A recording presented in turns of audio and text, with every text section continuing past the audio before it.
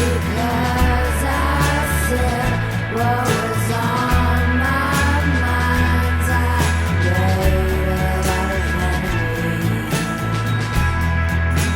made a lot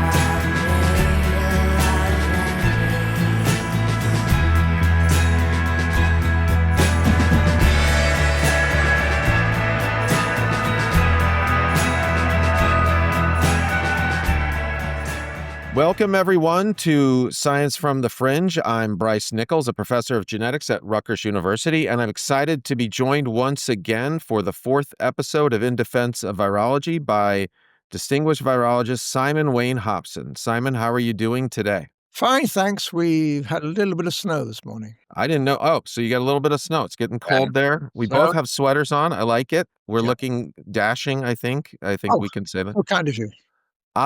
So last episode, we ended with a discussion of a call to action.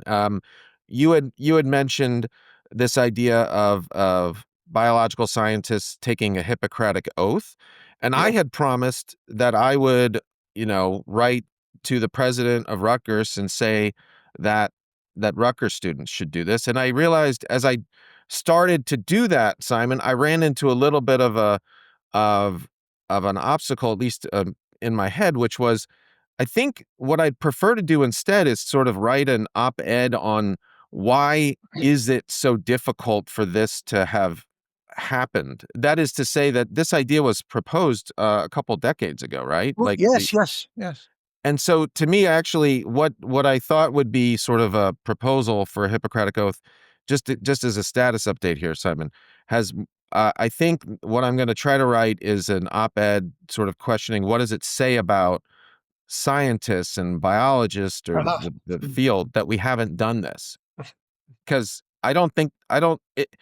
the idea has been around for decades. There was a lot of discussion about it. So what does it say that we just can't do something this simple? Particularly as the bar is incredibly low. It's not asking us as scientists to actually succeed in our research programs. That's what we want to do.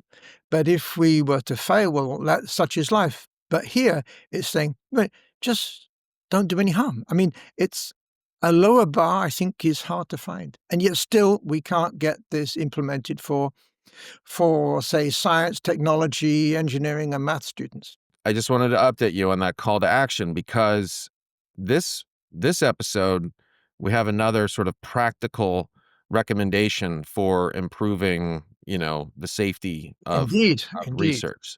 And that is you want to propose that there are, actually, do you want to explain this concept of destroying freezer stocks? Yes. Biosafety has, in our context of infectious disease pathogens, has many, many layers. I don't think those layers are particularly complicated because there are a few, but one of the things is we have to store our microbes, and they're usually stored in freezers that are at -80, as opposed to, say, the standard kitchen freezer, which is anywhere from -6 to perhaps -12. We go to -80, and a few samples can be stored in what is liquid nitrogen. If you want a number, it's -186 degrees centigrade, so pretty low. And we do this to when we don't need them. And if I would say my lab was working on hepatitis B or HIV, we'd have a whole series of samples. But for these gain-of-function viruses that you and I have been talking about for ages, I've argued that there is no use for them at all.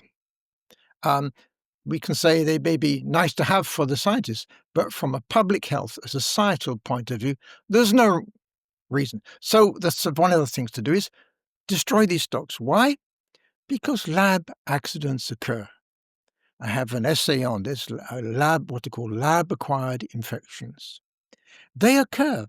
And in the States, probably we have more data than any other country in the world. So bravo, the US. But outside the US, like my country, France, we know next to nothing. My institute, the Pasteur Institute, is the only institute that has any knowledge of these accidents and documented. But apart from that, we do not know. This may shock many of your readers, but it's true. Some responsible person in France said that the lab accidents in French universities were on a par, or accidents amongst personnel in French labs was on a par with the banking industry. Well, isn't that a joke? You know, the banking industry, they can lose millions, but we can lose lives. And so basically, they have no idea. And it's the same is true for many other countries. The UK has some data, but it's underreported. We know it's just underreported. And some microbiologists, virologists, and bacteriologists, they pay with their lives. Huh? And so this happens. They're not too frequent, but they occur. So the first thing is reporting would be good because it would, thorough reporting would be good because it would help us to learn the extent of this. And the other thing is we need to have people working on Ebola. It causes ravages left, right, and center. It's not a virus that's whipped.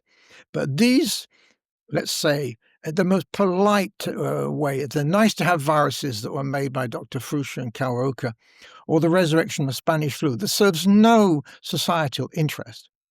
They're nice to have for the scientists, virologists perhaps, but no more. They should be destroyed. And they could be destroyed like that. You just put them in what we call an autoclave. That's just a technical word for a pressure cooker. Heat them up for, 10, 15 meters. They're dead. And then you can just put them in the waste bin. So it's a very easy process. And this would cut down on maybe leaks from lab or even a lab researcher getting a stick, a needle, or it gets dropped onto the skin and they get infected. So destroy stocks of unnecessary, unwanted, needless viruses that you have, or bacteria that you have in your lab that serve no societal purpose. Yes. This is especially timely, I guess, this topic of, destroying stocks to prevent lab accidents, because there was a recent paper in the journal Virology that came out November 13th with the title Emergence and Characterization of Historically Extinct Virulent Genotype 4 Newcastle Disease Virus in Wild and Domestic Birds, Genetic Insights, Pathogenicity, and Vaccine Efficacy. Do you want to say a little bit about this paper and why it's relevant to discussions of destroying stocks in lab freezers? So Newcastle disease virus is the Newcastle comes from the English town in the north called Newcastle, where there was an outbreak of this disease of birds back in, I think it was the 30s, something like that. Anyway, and the name stayed, Newcastle disease virus. It infects birds as an respiratory infection, and it can cause havoc. It's circulating in bird flocks around the world right now. So it was noted that there's a particular strain that had seemed to have gone extinct. And the example is here, as everyone knows, well, the dinosaurs have gone extinct, other primates have gone extinct, the woolly rhinoceros has gone extinct. The same thing happens with microbes. And in this case, one of the strains of Newcastle disease. And the last time this strain, which is called strain 4A, just a typical scientific name people put on it. This was last seen in India in the year, I think, 2000. So they were looking and considered extinct by the community. So this group saw outbreaks of flocks of this particular of Newcastle in the disease virus in China, and they worked up the data, isolated the virus, and they found the virus to be a splitting image of this genotype 4 that had gone extinct. They did all the genetics and they compared, and it was something, the differences from a virus of 50 years ago was something like 0.2 to 0.4%. To any virologist who knows, well, to any virologist, keep it simple. they say, whoa, that would ring bells. That would ring alarm bells. The immediate thing to say is, that shouldn't be.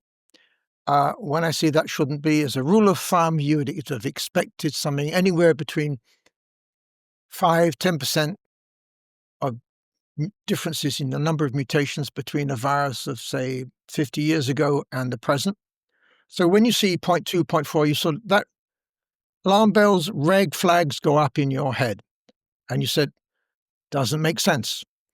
And you can posit, you can think about it. I think the simplest explanation, the simplest doesn't make it right, but science is tough. So we always take the simplest approaches, but the simplest explanation is that it probably re-emerged from a lab. How? That's to be decided. That's to be looked after, looked out for, discussed. But that's the simplest. So the scientists the virologists would say, well, that seems to be the simplest hypothesis. Let's try and look at it and see if someone can find where this happened and so on and so forth.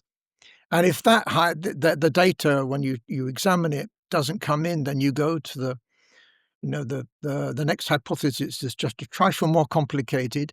And so you go up until you find something that's scientifically coherent. But this seems to be the simplest explanation, that it came from a lab freezer. So going back to freezers, we started off talking about the destruction of viruses that in freezers, and we should and could do this again. This probably came from a lab, yeah. Once upon a time, it was in a freezer. Someone got it out for some reason, worked it up, and there was an accident. You can say, well, this is in China, so you want to point the finger to China. The problem with birds, you have these massive intercontinental highways where birds fly thousands of miles. So you've got to look, to just say it's China, period, and wave the finger. You've got to look a little bit further than that. But yes, something from a lab is the simplest explanation. Absolutely. And just to make a point on this, when we're talking about where the viruses were identified, so the paper says that they looked at over 6,000 wild birds and domestic poultry across 9 provinces of China. That's right. So basically, from going from northeast to south to going northeast to the south, yeah, in an arc following a flyway, by the way, from 2021 to 23, yeah. So very topical in terms of talking about, why it might be valuable to destroy. Yes. And to remind your listeners that we're talking about China, but the English had a leak of foot and mouth disease years back from their top lab, which is called a BSL-4 lab. Cattle got infected and the herds were destroyed. The official answer was incredibly prosaic, something like a bunged up waste pipe. This is wonderful because, scientists who are working on this, and you see all these gowns and whatever, and you think everything is hunky-dory and clean and worked out, and it's the prosaic aspect, bunged up pipe. The idea, just to be clear, like you're proposing that if a virus was generated through gain-of-function work, or if a virus was resurrected, such as the case of the 1918 Spanish flu, the idea would be that those stocks should be destroyed. I would just, because these have been the viruses we've been talking about. I would say yes, those 2012 gain-of-function viruses on H5N1, H7N1, H7N9. I can reel off the number. And the Spanish flu. Start with them, and then sort of sit back and say, can we think about and discuss? So Simon, if you could then explain, there is historical precedent for scientists coming together to decide to destroy stocks. Yes, let's transition to smallpox and particularly rinderpest. Smallpox, no need to explain. Smallpox eradicated by vaccination. Last case seen, I think, in 1976. There was a lab accident in University in Birmingham, and one lady got infected and died. But that was that was a lab leak, for the record.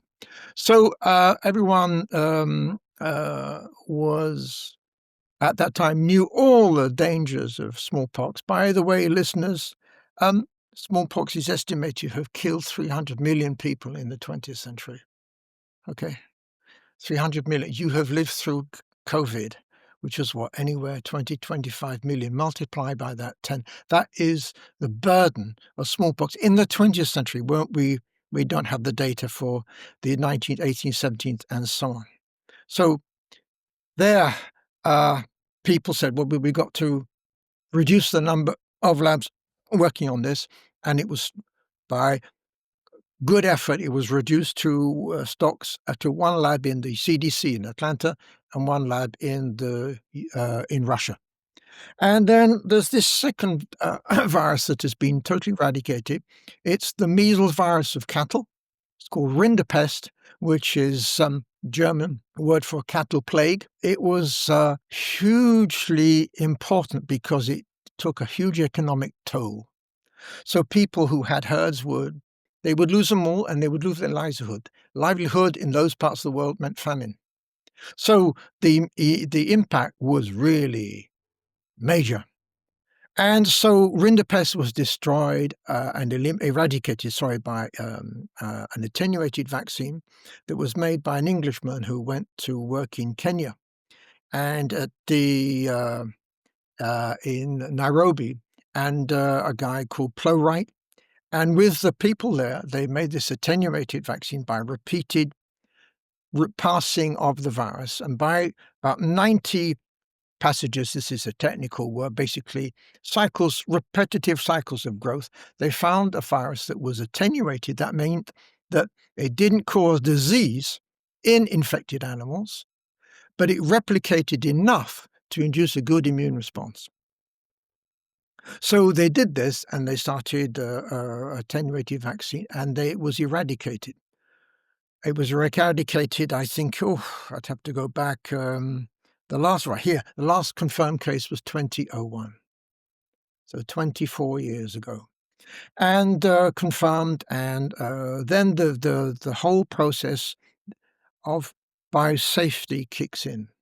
Once it was cleared it had been eradicated and it didn't blow back and didn't emerge somewhere, they said, wait a minute, okay, so labs around the world have samples of tissue that are from animals and they're frozen down, or they have stocks of virus frozen down. And so the pressure was to reduce the numbers of labs holding these stocks. And of course, some people push back because they say, well, we need this stock if we don't want to rely on the Americans, we don't want to rely on the British, the French, the Germans, we want our own stocks, fine. But in our modern world, and we've talked about this in our first two talks, the information world, the DNA world, you can store a virus in a DNA molecule in a freezer that is not intrinsically infectious. So if I had a leak of that DNA, it wouldn't infect anyone. But if we for some reason realized that we needed that virus because there was something that was re-emergent, or something went wrong, or some idiot brought out rinderpest and started messing up with cattle across the world, we could pull out that attenuated virus and go back into production and make it. The DNA allows you to do this. So this is what they say, and this allows us to cut back on stocks. Because why? Because of lab accidents. Lab accidents, they happen. We've mentioned this before. So the community, the agricultural and veterinary community, had been working on this, and there was a paper out some years ago showing progressively fewer and fewer and fewer people possessing stocks of virus. And this work is long. It's boring work. It's not work anyone wants to do. They want to do far more exciting things. But this is necessary. And it's an example of the scientific community sort of deciding collectively to act. Oh, absolutely. And working very quietly. I'm sure your listeners don't even know about this. Yeah, you probably didn't know about it. This has been an ongoing work by the worldwide agricultural and veterinary organizations, slowly getting this done and making sure it's done, so on and so on. And the the human virology community is already working to reduce the amount of polio. As you know, polio 2 or 3 are gone, but polio 1 is on its last legs, but it's not out. It's down, but it's not out, to use, George Orwell's expression. One other thing we wanted to talk about today is you wanted to make a point, a little point about COVID origins, as it relates to, well, you wanted to talk about something that hasn't, let's see how to put it. The absence of evidence as potentially being evidence of something, perhaps. Maybe I'm being too cagey here. You Yes, wanted to talk about how you're not being clear, so we'll have I'm to not. So pull you up. Okay, simple. Okay, let's do a simple comparison. I could point you to a recent paper that fudged on this, but that will be the subject of an essay soon. Now, listeners will know that COVID, but they will also know that back in 23 there was SARS-1, and this was a virus that seemed that 2003, 2000, yeah, and everyone was, let's be blunt, shit scared, okay, because it was a new virus and no one anticipated, and they hadn't got the slightest idea it was respiratory transmitted through human contact, and alarm bells went off, and everyone just said, "What the?" Fast forward, looking back on it, it burnt itself out, maybe through help by human intervention and quarantine, but it burnt itself out. Look at the numbers. I think if you look on the CDC sites, there was 770 odd deaths. Economic impact was estimated. The economists can do this. I have no experience, but I read something like 80 billion. Fine. We have something in the literature with something like 240 odd genomes from bats, bat coronavirus genomes that are close to that SARS-1 family. Okay, you say, well, normal, because if it came from a bat, ultimately, this is to be expected. Okay, fine. COVID? Well, no one needs me to remind them that the estimated death rate is in, 20 million plus. Economic impact in the tens of trillions of dollars. Remember, in the US, the people in the Senate and House were talking of trillions of dollars to recovery plans. We're all used to hundreds of billions, but trillions, that's unusual. And the estimated economic impact globally, whatever, impossible to appreciate because of underreporting of cases in India, Africa, and whatever, and the poor who suffer in silence always, and certainly 100 trillion. Look at the number of bat coronaviruses that belong to that ilk. So let me explain. You're in the US, so let's say that, I'm in France. So, basically, even though there was migration across the Atlantic, the gene pool in the US is, and therefore viruses and Americans are close to there, and we've got sort of French-like viruses, different clades. So SARS-1 has got, as I said, 240. How many do we have for SARS-2? Given those numbers I've just given you, 20 million dead, certainly more, economic impact in trillions. Not even 100. Not even 100. Now, coming from HIV and infectious disease, I would have expected, scientists to just go run riot and get funding, and we don't need everyone to do it, but I would have expected we should have by now thousands of different bat coronaviruses of that family. Someone might say, well, Simon, we don't have them because they don't exist. I do not agree with that. That is just bad logic. They exist. They are there. They are undersampled. Sampling needs human willpower. We have them from Vietnam, we have them from Laos, a few, but we don't have enough. There is some cold wind stopping people from sampling more. It doesn't make sense. It makes no biological sense. They are there. Believe me. Don't believe for a second that they are not there. And these are extremely rare events. They are there, and we're not sampling enough. The bat viruses that you're referring to, like geographically, these would be ones that would You be would expect them to come from southern China, North Vietnam, North Laos, and maybe wider what's it called Myanmar. My apologies, and Southeast Asia. You'd expect them to come from there, and as science is always comes out with surprises. Maybe just go out a bit further than that radius. We know they're not in the Wuhan area, they're further south, but don't exclude. Look at southern Vietnam, Malaysia, maybe go broad out. But we need to know more. Why do we need to know more? Well, so many people have written that we need to know about the origins of the virus because this will help us consider whether there is a future risk of another pandemic. If there's one, there could be two. In fact, we've had SARS-1. So there's two. We're two up. Remember, we could have a third. We might. Who knows? Don't know. Listeners will know about HIV-1, of course. HIV-2, of course. But the informed people know that there are at least been, I think it's 16 recorded crossovers from monkeys and apes into humans in Central Africa.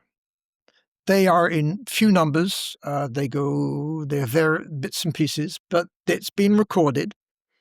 But only two got big time. HIV-1 got big time. Some of the others didn't.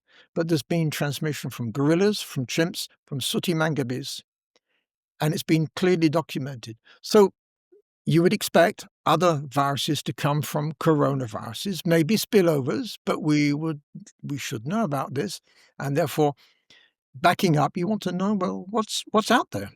the idea. Well, one possibility, and I think we talked about this before, not recorded, but when we were talking, is simply that these sequences have been obtained. They just haven't been publicly released. That is a viable hypothesis. So we would like to know. Let me point out something. Soon after the COVID virus was published, wonderful work from the Chinese. They put it on the web, and it was well done. But they then published another sequence that goes by this name, RATG13. Now, it's not the sister virus. It's a cousin. If we use the relationships between families, won't say a distant cousin, but not a first cousin. And when you look back at it, and there's a lot being said about it, but that virus was sampled probably. The sample was taken probably 8 to 10 years before COVID. They had initial genetic data on it 4 or 5 years before COVID, and it never came out. It would have, if that had been come out, just put out in a web database. Don't need a full paper describing it. That would have told people, do you know there's another family of COVID-like or SARS-like viruses out there? It's been described. Here it is. We don't know if it's important, but it's there because it came.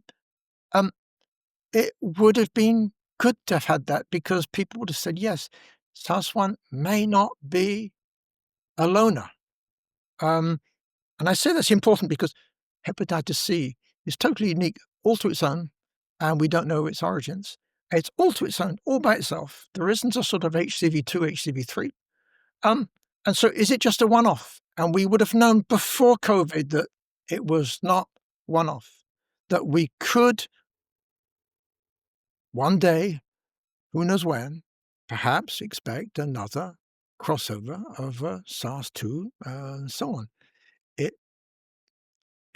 That came out after SARS-2 was in the pandemic explosion phase.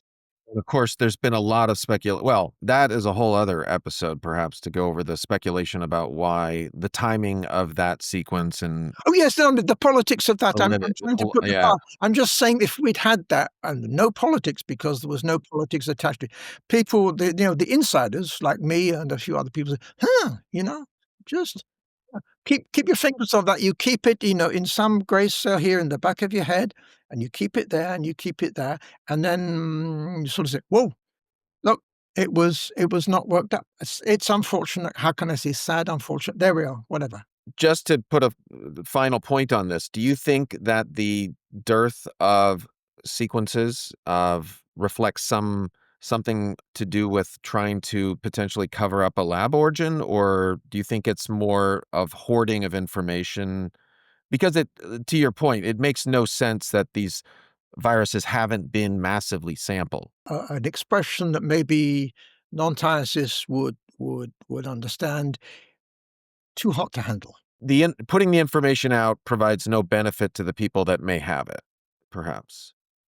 And it may or may not have anything to do with the lab, or like proving that there's, or not proving, but further suggesting either a natural or a laboratory origin, may not be the reason why these sequences haven't been put out. The permutations. You and I are hardcore scientists, and therefore we scientists speculate.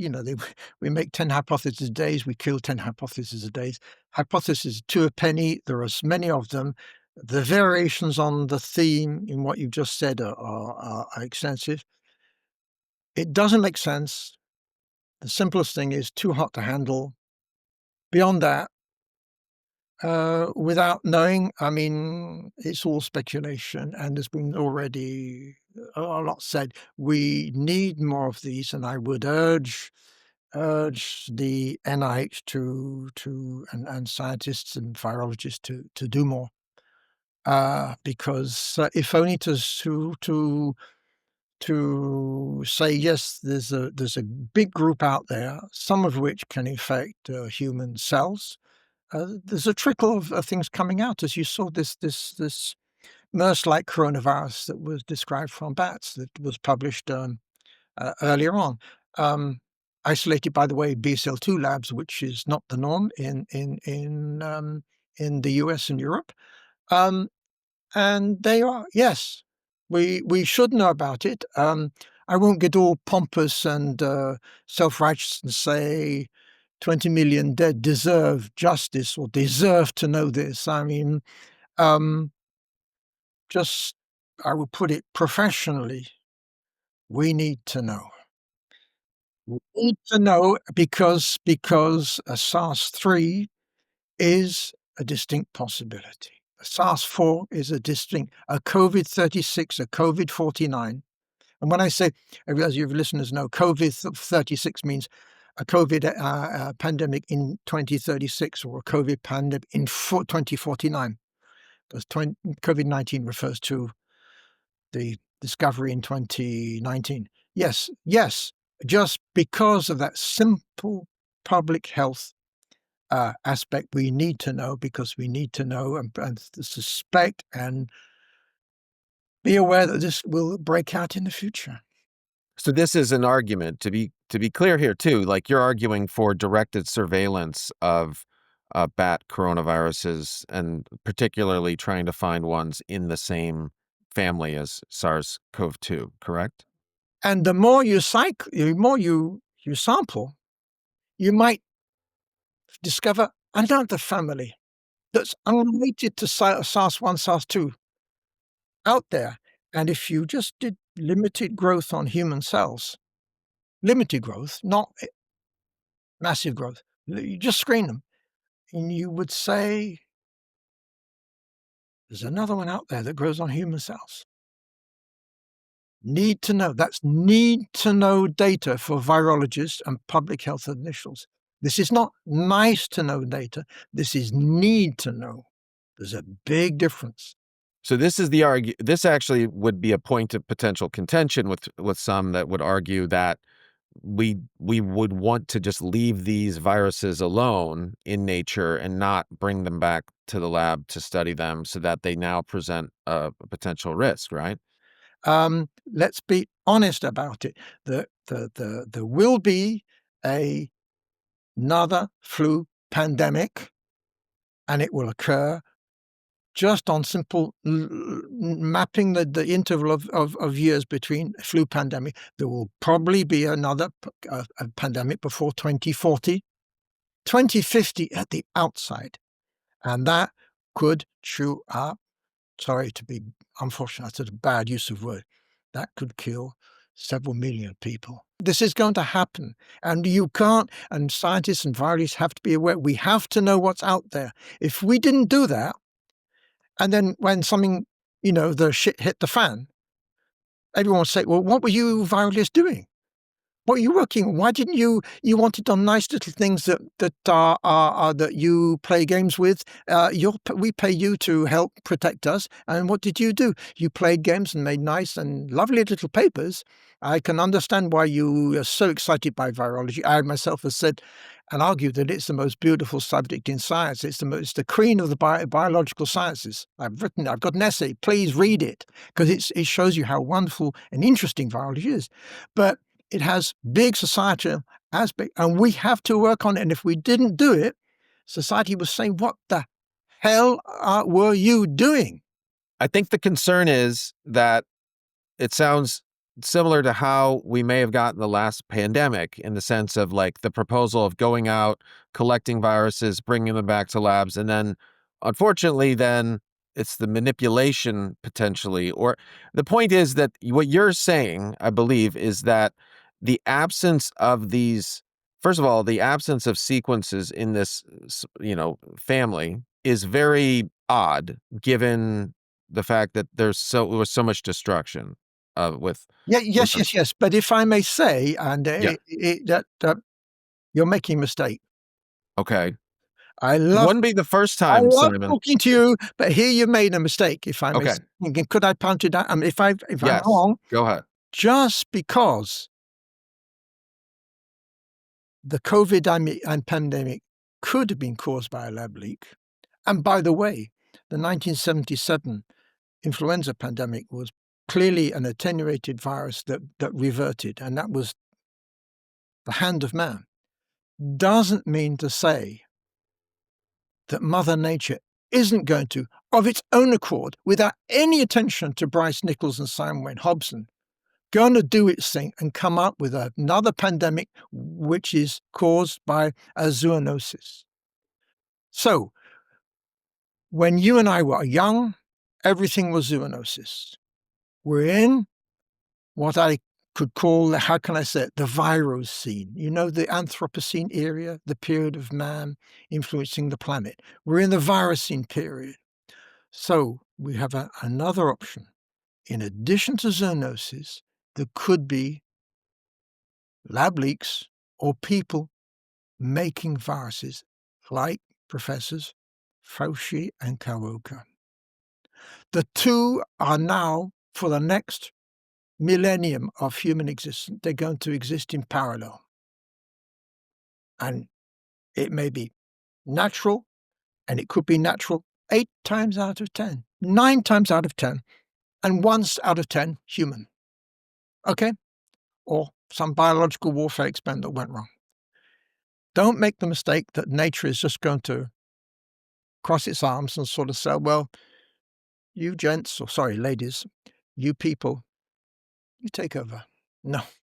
Well, the point though is whether this research that causes the risk of the 1 out of 10 potentially lab generated pandemics is providing benefit that will help mitigate the ones that are natural. I think that's the question, right? Like balancing.